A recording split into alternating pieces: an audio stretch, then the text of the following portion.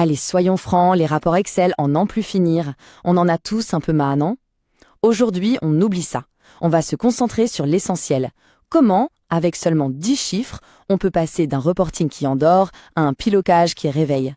10 chiffres qui peuvent littéralement sauver une entreprise. On commence avec cette image parce qu'elle est hyper parlante. Imaginez la scène.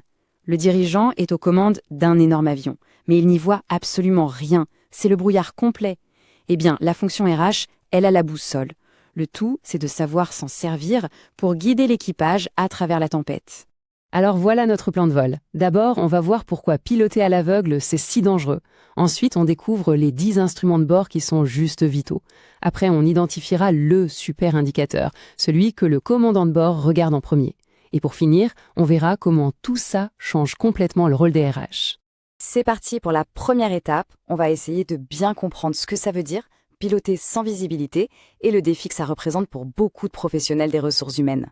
Prenons un cas concret. Amel, DRH à Blida. Elle est en plein comité de direction, et là, son DG lui pose la question qui tue. Forcément. Amel, elle a des tonnes de données, des fichiers dans tous les sens, mais aucune réponse qui ait du sens pour le business. C'est exactement ça l'enjeu. Il faut arrêter d'être un gestionnaire de dossiers pour devenir un véritable architecte de la performance. Bon, maintenant, on rentre dans le vif du sujet. Voici les 10 indicateurs. Et attention, on ne parle pas de chiffres pour faire joli dans un tableau. Non, non. Chaque indicateur est une réponse à une crise potentielle, une menace bien réelle pour la survie de l'entreprise. C'est un peu comme des voyants d'alerte sur un tableau de bord. Premier voyant qui clignote en rouge, la fuite des talons. Le réflexe, c'est de regarder le taux de turnover global. Grosse erreur. L'idée vraiment puissante ici, c'est de regarder ce taux manager par manager. D'un coup, on donne une info 1 or au DG. Est-ce que le problème est partout? Ou est-ce qu'on a un seul manager qui est en train de nous coûter une fortune en capital humain? L'action devient chirurgicale. Et quand les talents s'en vont, ça mène direct à la deuxième crise, la croissance qui patine. Pour un DG, un délai de recrutement de 90 jours, ce n'est pas un problème RH. C'est du chiffre d'affaires qui ne rentre pas, tout simplement. C'est une porte grande ouverte pour les concurrents. Cet indicateur, il transforme un processus interne en perte financière directe et visible. Troisième crise, plus discrète, mais tout aussi dangereuse, le moral dans les chaussettes. L'NPS, c'est un peu le sismographe de l'engagement dans l'entreprise. Un score bas, c'est un vrai signal d'alerte. Ça dit au DG, attention, il y a un désengagement massif qui se prépare, et tôt ou tard, c'est le client final qui va en payer les pots cassés. Quatrième alerte, la sécurité. Ne regarder que les accidents graves, c'est comme conduire en regardant uniquement dans le rétroviseur.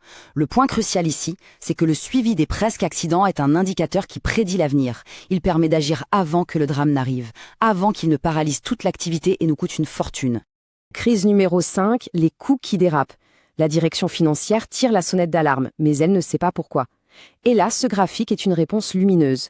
La masse salariale n'explose pas à cause du nombre de personnes, mais à cause d'une gestion chaotique des plannings.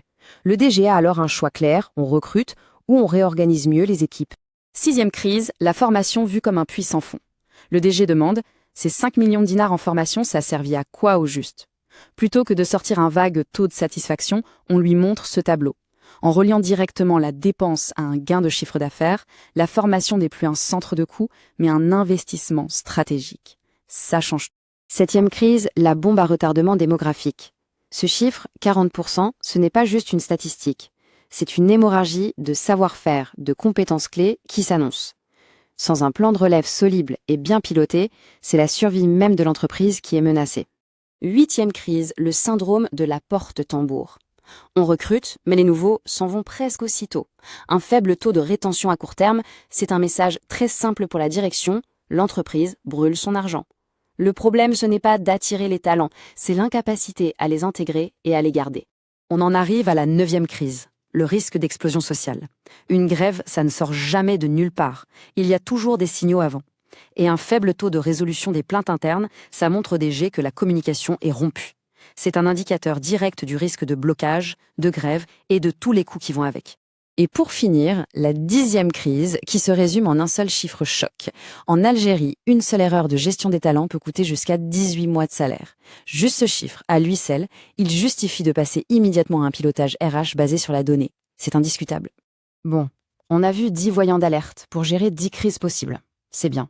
Mais s'il ne devait en rester qu'un seul, quel est le chiffre, le seul, qui compte vraiment tout en haut, celui qui résume tout le reste?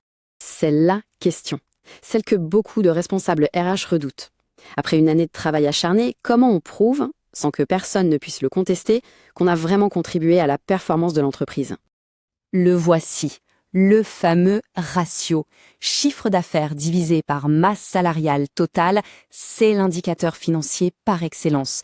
Il est simple, il est direct et il est d'une puissance redoutable. Il traduit tous les efforts des RH, le recrutement, la formation, l'engagement, dans la seule langue que la direction générale comprend parfaitement. Voilà, c'est la preuve ultime. Si ce ratio augmente, ça veut dire que chaque dinar investi dans les salaires et les équipes rapporte plus que l'année d'avant. Ça prouve que la fonction RH n'est pas juste un centre de coût, mais un vrai moteur de productivité et de rentabilité. Alors, au final, qu'est-ce que ça change tout ça? Eh bien, adopter cette approche, ça ne change pas que les tableaux de bord. Ça transforme radicalement la perception et le rôle même de la fonction ressources humaines. Le DRH n'est plus simplement un administrateur, il ou elle devient un architecte. On ne gère plus des effectifs, on optimise le capital humain. C'est un partenaire qui se sert des chiffres pour anticiper, pour conseiller et pour piloter la performance de toute l'organisation. Et pour conclure, une question s'impose. Parmi tous ces indicateurs qu'on a vus, lequel est le plus critique pour une organisation donnée aujourd'hui? Lequel, si on commençait à le suivre dès maintenant, pourrait enfin apporter cette fameuse boussole dont chaque direction a si désespérément besoin? La réflexion est ouverte.